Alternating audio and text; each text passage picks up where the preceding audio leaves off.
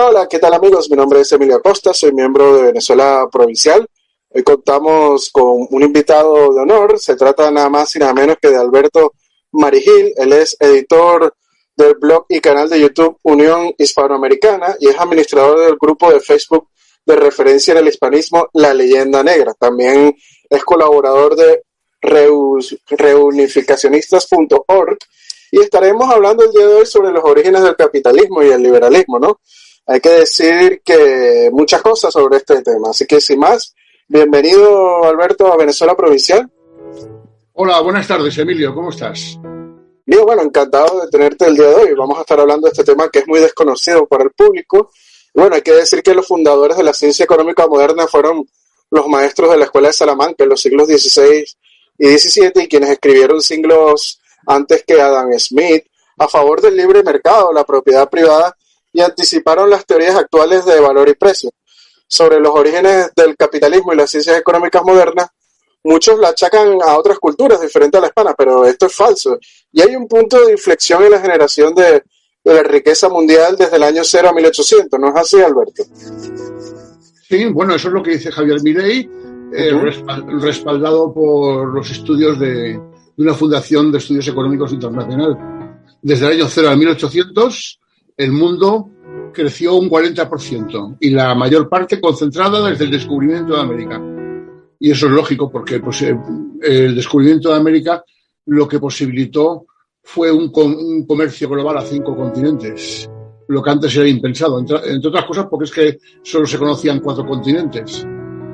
Entonces incorporó al mercado un 5º continente que rápidamente se expandió económicamente y se convirtió en un factor de producción más, aparte de la riqueza que este continente produjo, riqueza de cosas tan simples para hoy en día como la patata, el tomate, el pepino, el maíz. Todo aquello supuso un revulsivo económico, sobre todo la patata, porque esta crecía en climas fríos y posibilitó la erradicación de las recurrentes hambrunas. Sí, de hecho, cuando los ejércitos antiguamente pasaban por una población, arrasaban todos los cultivos, sobre todo el trigo, y la papa, por justamente estar sembrado debajo del suelo, pues ya no se podían incendiar, ya no se podían arrasar, ¿no es así? Hombre, después de cosechadas, sí, lógicamente. Hay una leyenda que dice que las patatas entraron en Irlanda por los barcos hundidos de la Armada Invencible y que llegaron toneles de patatas flotando a las orillas de la costa irlandesa y a partir de ese momento se convirtió en el cultivo gracias al cual sobrevivían los irlandeses. De hecho, una de las grandes catástrofes que sufrió Irlanda fue en el siglo XIX, precisamente por la que llaman la crisis del escarabajo de la patata. Murió en torno a 1 millón de irlandeses y causó hambrunas por todo centro y norte de Europa. Un escarabajo. Sí, así es. Bueno, se convirtió en importante la patata. Es que de trigo no solamente vivía el hombre, y gracias a que de América vino el maíz. Sí, claro, por supuesto, de América nos viene la patata y el maíz, entre otros alimentos que muy importantes, ¿no?, para la alimentación humana hoy en día. Es importante en el desarrollo de la economía del Imperio Español lo que fueron sus rutas comerciales, como lo pudo haber sido el galeón de Indias o la flota de Indias, lo que se llama la primera globalización. ¿Qué nos tienes que decir al respecto sobre estas rutas comerciales y el desarrollo económico que esta produjo? Bueno, pues es el fundamento de lo que estamos viviendo hoy. Hoy están hablando mucho de la globalización como si fuese una novedad y es algo que iniciamos nosotros hace 500 años. La economía en Europa estaba estrangulada por el Imperio Turco, que impedía a Europa comerciar con Oriente y gracias a que abrimos, entre portugueses y españoles, abrimos nuevas rutas comerciales, pues Europa se pudo recuperar de una grave crisis económica, si no la peor, que fue la crisis económica devenida de la peste negra, que acabó entre 1/3 y el 50% de la población. Todo ello sumado a que cayó Constantinopla, pues Europa estaba en un grave riesgo de acabar fagocitado por la expansión del mundo musulmán, en este caso el turco, algo que se pudo evitar gracias a los avances tecnológicos que se posibilitaron gracias a la expansión de España a América y las riquezas consecuentes. Ten en cuenta que para ganar una guerra, decía Napoleón que hacen falta 3 cosas: dinero, dinero y dinero.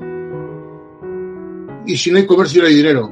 Y Europa estaba estrangulada por el comercio que se revitalizó por la obra y labor y los actos heroicos de explorar el 60%, casi el 60% del mundo, por los españoles. Conectamos los 5 continentes, comercialmente hablando, y ese es el hecho, el punto de inflexión por el cual Europa acabó ubicado a la cabeza del mundo hasta prácticamente ahora. Digamos que hasta la Segunda Guerra Mundial. Sí, bueno, hay unos momentos de cenit, de otros que van bajando, pero se mantiene, ¿no?, entre los principales países del mundo. Sobre los orígenes del capitalismo y las ciencias económicas modernas, el historiador argentino Nicolás Duré señala lo siguiente, cito al historiador: los británicos son profesionales en atribuirse logros que les corresponden a otros países. Por citar solo unos cuantos ejemplos, se adjudican el origen del capitalismo en la Inglaterra industrial cuando el capitalismo surgió en el norte de Italia durante el medioevo, como lo señaló Jacques Le Goff. También se consideran los fundadores de la ciencia económica con Adam Smith y David Ricardo, pero los verdaderos precursores de la economía moderna fueron los teólogos españoles de la Universidad de Salamanca, también en la Edad Media. ¿Qué opina al respecto de estas palabras de Nicolás Duré? Pues todo lo que dice es cierto. Solamente exceptuaría una cosa que no es que no sea cierta, sino que es inexacta. El capitalismo es un fenómeno espontáneo de la sociedad humana. El capitalismo no es ni más ni menos que el libre y voluntario intercambio de la propiedad privada. De manera que el capitalismo nació con la raza humana. Desde que el recolector intercambiaba sus productos con el cazador y el pescador, y ambos intercambiaban sus productos por los servicios de la prostituta, se desarrolló la economía de libre mercado. Vale. Y además se conformaron los precios, porque libre y mutuamente acordaban que un pedazo de carne valía por 2 pescados. Y lo que llamamos el trueque.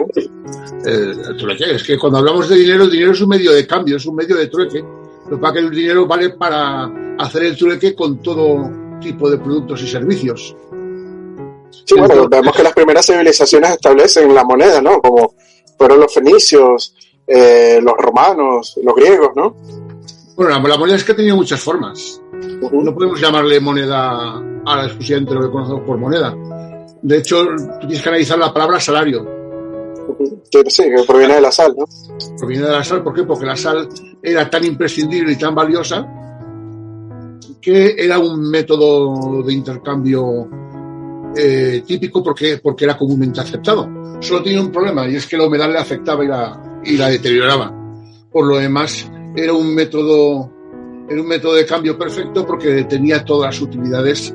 Todo el mundo utilizaba la sal y todo el mundo podía intercambiar sal porque todos necesitamos de sales minerales. Sí, sobre todo para la conservación de los alimentos era esencial. Exactamente. Entonces, ese producto se convertía en un producto de intercambio. Es como las 13 colonias de Estados Unidos. Si tú lees el libro más famoso de Milton Friedman, Premio Nobel de Economía de 1960, observarás que las 13 colonias de Estados Unidos antes de la independencia tan apenas tenían moneda. Era un bien escaso.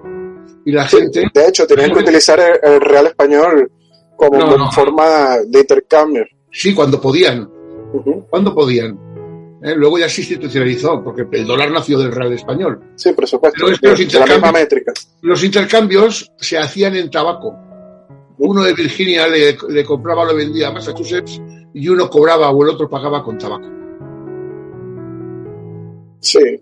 Para que cuando como había escasez de plata, que mucha venía amonedado de la América hispana, sobre todo en la Seca de México, que era la que más moneda exportaba no solo a Estados Unidos, sino al resto del mundo, pues tenían que llevarlo al trueque, ¿no?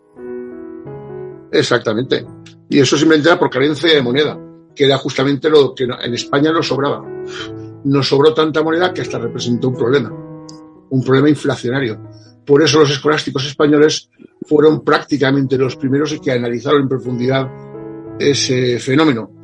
Un fenómeno que ya se dio en el Imperio Romano, porque depreciaban el valor de la moneda, por una parte, y por la otra parte tasaban los precios, de manera que los precios estaban impuestos por decisión política. Y la decisión política normalmente no guarda relación con los usos y costumbres de las personas.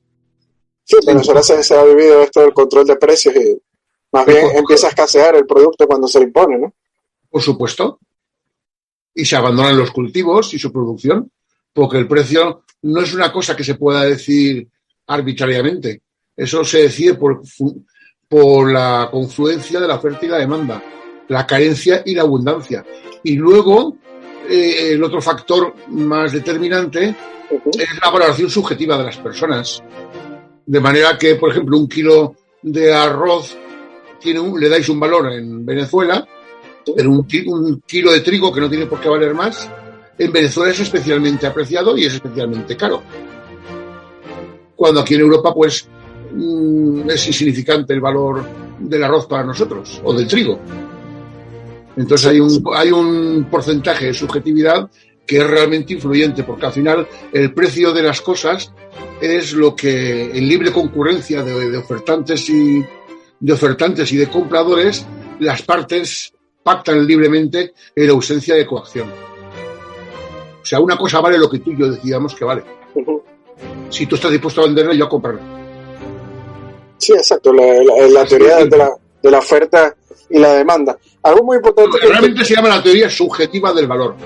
Que es una teoría que se la aplicó para sí mismo Karl Menger, el fundador de la Escuela Austríaca de Economía, que habría que llamar la Escuela Española, pero bueno, la Escuela Austríaca de Economía, él desarrolló esa teoría y con esa teoría él refutó hasta el ridículo el marxismo, porque el marxismo se fundamentaba en el valor, en el cálculo de los costes del trabajo.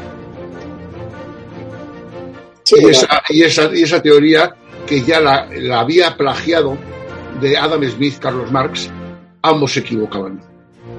Eso ya estaba teorizado por los escolásticos españoles. No recuerdo bien si era Francisco de Vitoria o Francisco de Covarrubias, los que ya teorizaron que el valor de las cosas no tiene un valor tangible, sino que depende del valor que cada cual, según sus circunstancias, le valore. Y ponía el ejemplo de que el trigo es mucho más apreciado y más pagado en América que en Europa. Sí, el valor de las cosas es subjetivo, totalmente. Y que tenga que valer más el trigo que el maíz. Sí, claro, sobre todo en los climas tropicales no se produce mucho trigo, ¿no?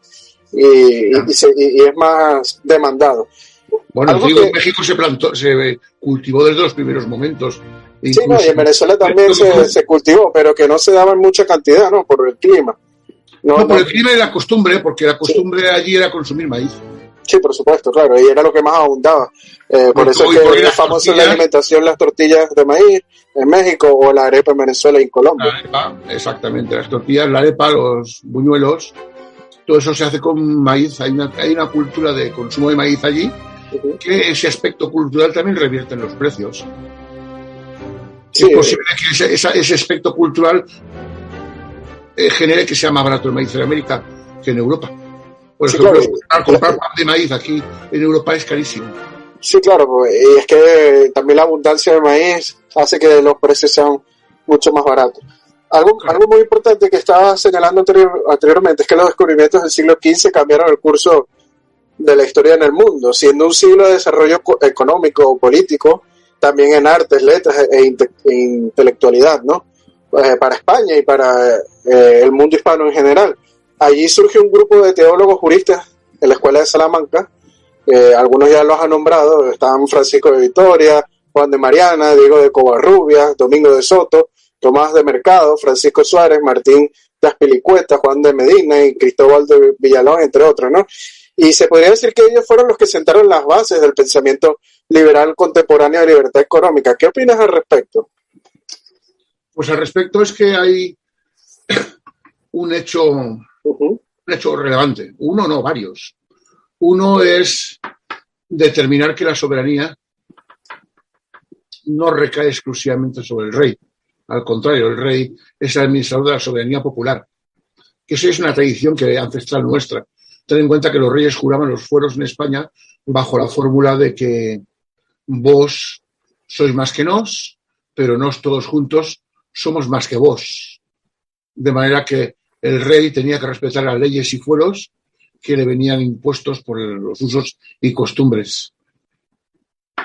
Cosa que Carlos V se saltó a la torera y le costó 2 guerras civiles, la guerra de los comuneros en el norte de Castilla y la guerra de las comunidades, y la guerra de las germanías en Valencia, les germaníes, las hermandades, que prácticamente, en mi opinión, en mi personal opinión, la guerra de las germanías en Valencia, que tuvo unas connotaciones un poco distintas a la de la comunidad, a las comunidades en Burgos, pues fue para mí la primera revolución burguesa de la historia, 400 años antes que la Revolución Francesa. Porque al fin y al cabo es que quienes se amotinaron, quienes se rebelaron, no contra el rey, sino contra la nobleza, que era quien administraba políticamente el reino de Valencia, pues había caído en abandono de sus funciones. Había dejado a la gente abandonada ante un escenario de peste, de epidemia de peste. La solución política de los nobles fue largarse y dejar al pueblo abandonado.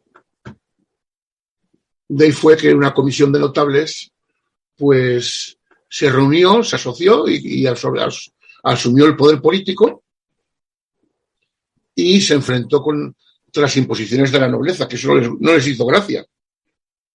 La nobleza actuó de manera que ni comía ni dejaba comer.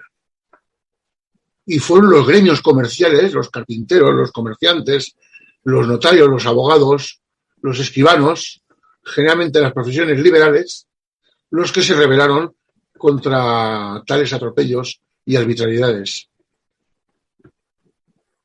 La cosa no viene de nuevo y esa fue la simiente, el caldo de cultivo por el cual se desarrolló un pensamiento humanista entre los agustinos, franciscanos, dominicos y jesuitas.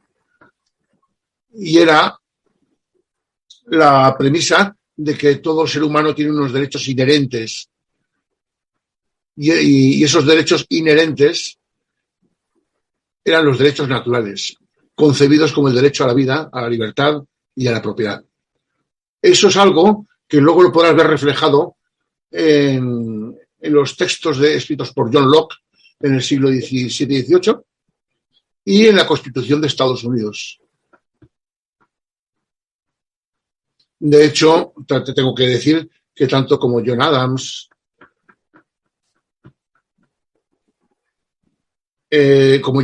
y otros padres de la democracia norteamericana, pues eran fanáticos seguidores de los escolásticos españoles. Sí, de hecho, Benjamin Franklin tenía muchos libros de filósofos españoles, ¿no? Y Thomas Jefferson exigía a sus hijos que estudiasen la historia de España escrita por Juan de Mariana y la definía como un canto a la libertad. De hecho, Juan de Mariana es uno de los escritores que más han influido, porque no solamente escribió en España, es que él fue profesor de la Sorbona y lo que escribió en España tuvo incluso más influencia fuera de Europa que en España, porque él realmente lo que escribió fue un manual para instruir al príncipe, al que iba a ser el futuro rey. Entonces le explicaba los pormenores por los cuales un rey cae en tiranía y cuál es la pena en la que puede incurrir, que es el ser depuesto y en última instancia el tiranicidio, que se le dice, el ser ajusticiado. Eso en España no se dio porque en España sí que se respetaron los derechos individuales de los hispanos en mucha mayor medida que en el resto de Europa. Solo tienes que ver a Quema de Brujas, que en España fue relevante y en Europa fue generalizada. Sí, de hecho, el caso de las brujas de Sagarremundi, la misma Inquisición no le dio importancia, decía que era una alucinación colectiva, ¿no? Lo vemos en los mismos documentos de la Inquisición. Un primer concepto que se defendió en la escuela de Salamanca, Alberto, fue el de la propiedad privada, siguiendo la trayectoria que ya marcó Tomás de Aquino, ¿no? Que consideraba la propiedad privada era legítima y necesaria para el desarrollo del comercio. Y otros conceptos que también se dieron en la escuela de Salamanca fueron la teoría cuantitativa del dinero, que fue un fenómeno ocurrido en este siglo, llamado revolución de los precios por la llegada de oro y plata del Nuevo Mundo a España, que ya lo hemos comentado anteriormente. También la teoría del tipo de cambio según la capacidad de compra, también la teoría objetiva y a lo que me estás diciendo es que no hizo falta ni siquiera la aparición de Francisco de Vitoria. Solo tienes que ver las células reales instituidas por Isabel la Católica, tienes que ver el testamento de Isabel la Católica y tienes que ver las primeras leyes de Burgos, no sé si de 1514, si no recuerdo mal. Todas coinciden en respetar el derecho a la vida, a la libertad y a la propiedad de los nativos y castigarlos duramente cuando estos derechos no son respetados. Sí, la misma Isabel la Católica está influenciada por Santo Tomás de Aquino, y Santo Tomás de Aquino estaba influenciado por Alberto Magno, que es el que condenó el monopolio comercial, y ambos estaban influidos por Aristóteles. Información que les había llegado a Aristóteles les había llegado a través de Maimónides y Averroes y a través de los traductores de la escuela de Toledo, que tradujeron todo el conocimiento árabe al castellano o al latín. Ahí es como pudieron rescatar a Aristóteles y como Aristóteles nutrió tanto a Santo Tomás de Aquino como a Alberto Magno. Ellos son las influencias exteriores que luego posibilitó la estructuración de un conjunto de ideas que hoy por hoy se llaman las ideas liberales, porque el Estado de Derecho es una idea liberal, la economía del libre mercado es una idea liberal, el derecho a la vida, a que tú tengas posesión de tu principal patrimonio, que es tu vida, eso es una idea liberal. Y esas ideas, con el tiempo, han sido la estructura básica de los derechos humanos. Por eso a mí me pone muy enfermo cuando nos autodenigramos, incluso los mismos hispanos, haciéndonos ver que fuimos una cultura secundaria, que no tenemos comparación con los anglosajones y que ojalá los hubieran conquistado los ingleses, que estaríamos mejor. Esas estupideces refutan desde los hechos, y los hechos es que tú, como hispano, dando igual que fueras nativo que mulato, que negro, la diferencia estaba en ser esclavo liberto, no más, gozabas de los mismos derechos que uno de Albacete o de Cuenca. Éramos lo mismo.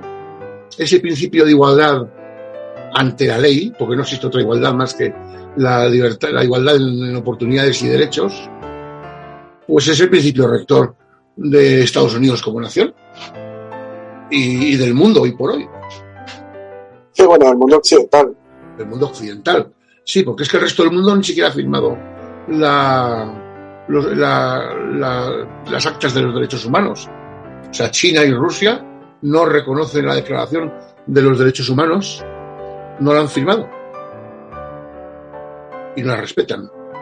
Y eso es lo que más me duele, porque hay una tendencia o dos tendencias unificadas dentro del hispanismo que hacen apología de desvincularnos de Occidente y adherirnos a asociarnos a los países que se ríen de los derechos humanos, que los ha menospreciado. Y eso es muy triste, porque de entrada esos que son tan hispanistas están repudiándose a sí mismos, están repudiando a las ideas con las cuales se forjó España en ambos hemisferios. Sí, totalmente de acuerdo. Se enriqueció hasta el extremo de que en América había un nivel de vida muy superior al de Estados Unidos.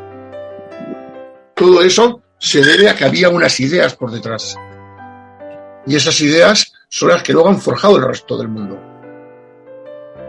Bueno, a pesar de la gran contribución de la Escuela de Salamanca, la historiografía económica no le ha dado el lugar que se merece en la historia. ¿No cree usted que es así? Es que eso ahí lo que ha sucedido es que había un gran olvido. Un gran olvido del que ni nosotros mismos habíamos llegado a asociarlo. De hecho, tuvieron que ser primero los austríacos los que revivieran las ideas españolas. En su obra magna, Karl Menger, él, todos sus postulados tenía notas al margen con referencia a los escolásticos españoles. Cosa lógica, porque en la época en que los escolásticos españoles teorizaban sobre todos estos fenómenos, pues Austria formaba parte del Imperio Español también. O formamos parte del mismo imperio ambos. Entonces, la transmisión intelectual o de conocimiento era enorme entre Austria y España. Y a todo nivel. La escuela de equitación más importante que hay en Austria se llama la Escuela de Equitación Española de Viena. Y la raza de caballos que utilizan, el licipano, es un caballo de origen español, del que están muy orgullosos los austriacos. Entonces, la transmisión cultural e intelectual era enorme. Sí, de hecho, mucha de la maquinaria de acuñar moneda que llegó a España provino de Tirol, ¿no? De la Casa de la Moneda de Tirol. Ya, eso no lo sabía yo. O sea, hay una cosa que me has enseñado. Ese detalle lo desconocía, Emilio. Sí, no, ellos estaban muy desarrollados en cuanto a la maquinaria de acuñación de moneda, y de las primeras maquinarias pues llegaron de aquí de Tirol, de la Casa de la Moneda de Tirol. Hay algo que estaba señalando ahorita muy importante, Alberto, que últimamente hay algunas personas que se hacen llamar hispanistas y algunos muy conocidos que están aprovechando para introducir sus ideologías políticas, ya sean de izquierda, comunistas, de derecha, también las hay dentro del hispanismo, ¿no? Incluso tergiversan la historia para que calce con sus teorías ideológicas y ganar adeptos. ¿Qué nos tienes que decir al respecto? Pues que están pervirtiendo el ideal. Desde el momento en que un ideal lo conviertes en una ideología política, lo estás pervirtiendo. Hispanos somos todos los que vivimos y nos sentimos hispanos.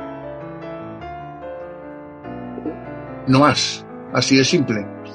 Pero desde hace ya bastantes años, y yo llevo desde el año 2007 en que arranqué con el blog de Unión Hispanoamericana, en que estoy viendo la evolución de esa gente y bueno, lo que tratan es de asociar el hispanismo a sus propias ideologías políticas. Y el fenómeno se está dando por duplicado últimamente desde que está habiendo una incursión comunista asociada porque tiene intereses comunes con la posición ultraderechista teocrática. Yo había detectado ese fenómeno pues en las tendencias peronistas de Argentina y en las ideologías filo-yunque de México. ¿Vale? También había detectado ese fenómeno en Ecuador, porque Ecuador, por lo visto, tuvo bastante vinculación con los nazis durante la Segunda Guerra Mundial y el periodo anterior, y por lo visto quedan reminiscencias por ahí, pero claro, no se podían manifestar ellos como filofascistas o filonazis, y lo que hacen es identificarse como hispanistas. Digamos que era gente que escondía la esvástica, la escondía detrás de las aspas de Borgoña. Te puede resultar chocante, pero esa gente son una minoría muy ruidosa y que, pues, quieras que no, de cuando en cuando sale algún intelectual de más nivel que los respalda, y se está dando el caso, pues, que en Argentina hay un fenómeno con un muy buen escritor que ha hecho un muy buen libro de historia, pero lo importante no es lo buen libro de historia que haya hecho. Ese mérito no se le refuta ni se le discute, sino las conclusiones a las que llega en base a la historia verdadera que cuenta. Y la conclusión es que el liberalismo es un factor destructivo de la hispanidad, es enemigo de la hispanidad, es filo-anglosajón, y que los liberales somos los enemigos a batir en el hispanismo, en la hispanidad. Ese discurso tampoco me sorprendería mucho, si no fuera porque lo veo replicado en personajes como Santiago Armesilla y otros muchos de su tendencia que se han vinculado con el hispanismo, imagino porque hayan perdido todo tipo de vinculación con sus propias ideologías. Bueno, no creo, porque las reivindican a cada momento. Sí, pero la reivindica desde un punto de vista patriótico, cuando precisamente luego se manifiesta como stalinista, y justamente el comunismo es una ideología internacionalista. Si pretende algo es la abolición, la destrucción de las naciones.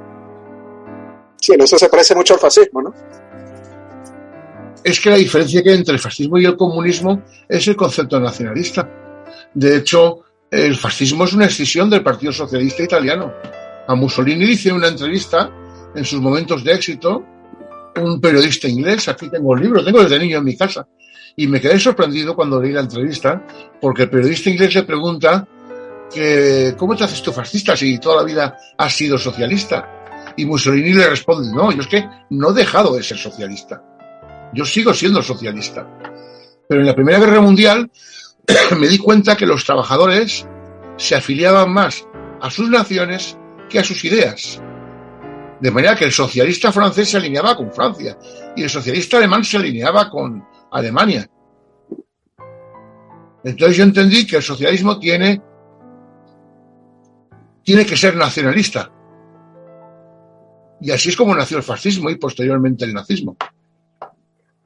Aunque el nazismo tenga otros fundamentos devenidos del pangermanismo decimonónico y del supremacismo racial ario, que se especulaba ya en el siglo XIX, y lo aglutinó en torno al fascismo todas esas creencias el nazismo. ¿Me entiendes? Es más, eso es lo que yo puedo afirmar rotundamente, y es que estaban tratando de fagocitar el ideal hispano desde la ideología filofascista. Y a todo esto, bueno, sería importante preguntarte algo, Alberto. ¿Qué podemos hacer nosotros, los hispanos y los hispanistas, ante toda esta contaminación ideológica que está afectando al movimiento, ¿no? ¿Qué podemos hacer? Hombre, identificar a quienes así actúan, que son fáciles de identificar. Se suelen hacer llamar tradicionalistas y tienen una visión clerical de la hispanidad. La hispanidad para ellos no existe si no es profundamente católica. Y no queda ahí. Es que quieren que el Estado, la religión reconocida por el Estado sea la católica. Así de simple.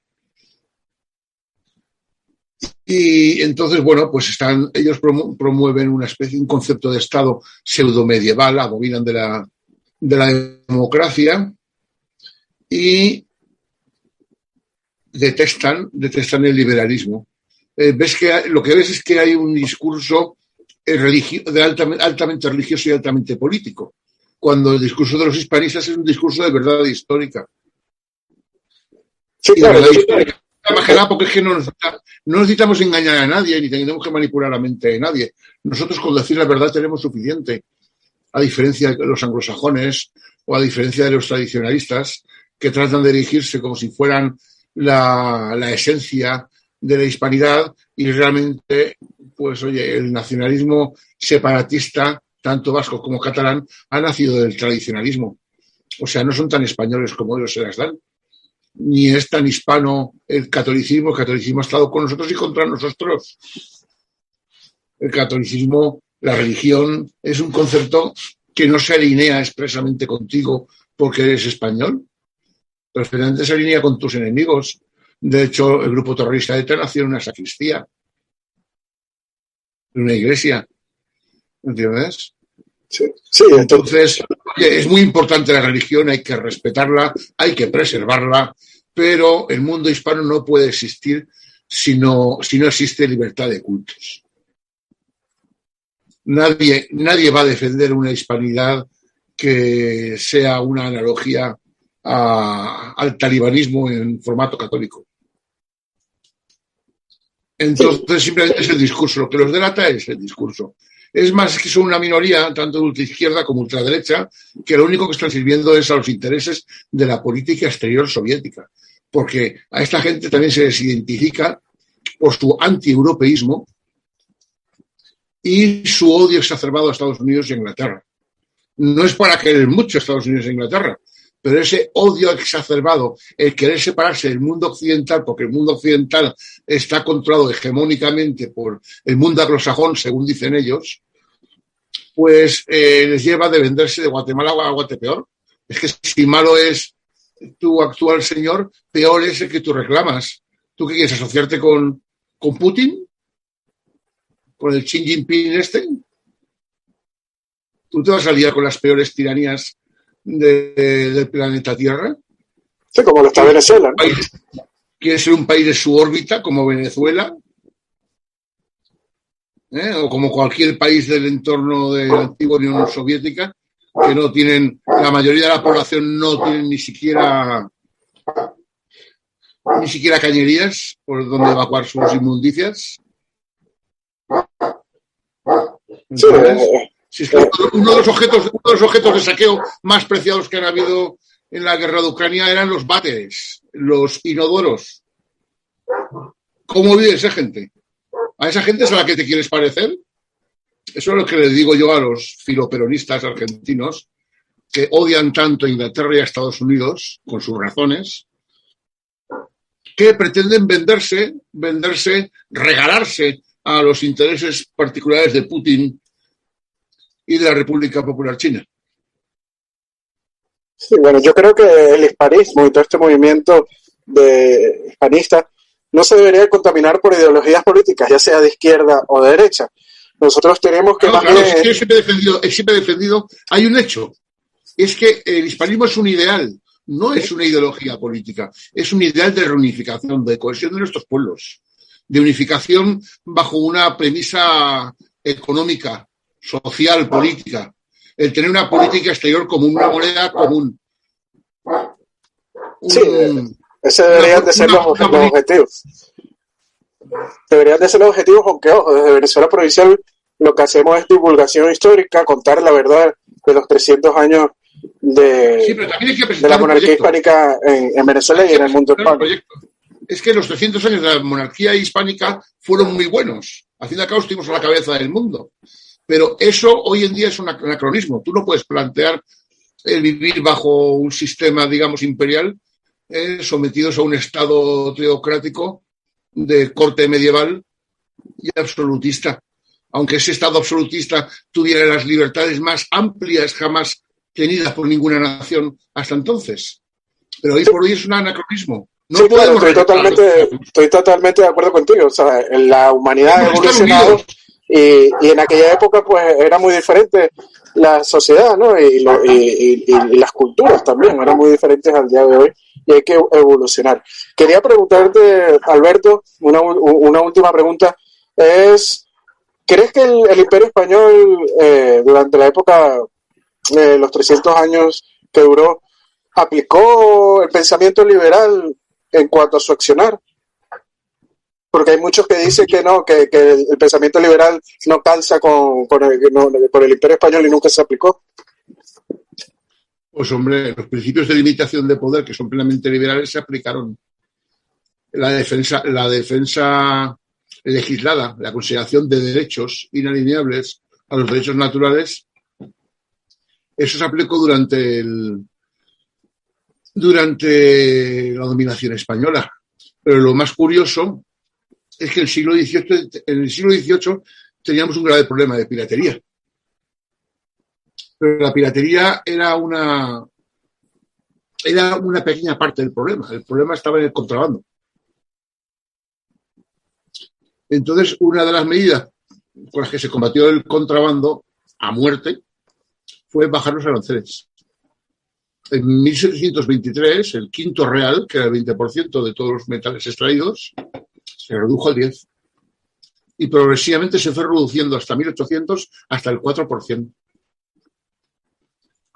Lo curioso es que fue que hubo un incremento notable de la recaudación por impuestos, porque hubo un incremento notable de la actividad comercial. Y sobre todo gracias a las reformas borbónicas, ¿no? Multiplicado exponencialmente tras la primera liberalización de todos los pueblos del área, de todos los puertos del área caribeña, que le liberalizaron su comercio con España, con la península, que era como liberarlo con Europa. Y 10 años después, todos los puertos de América fueron liberados al comercio. La expansión comercial fue tan fuerte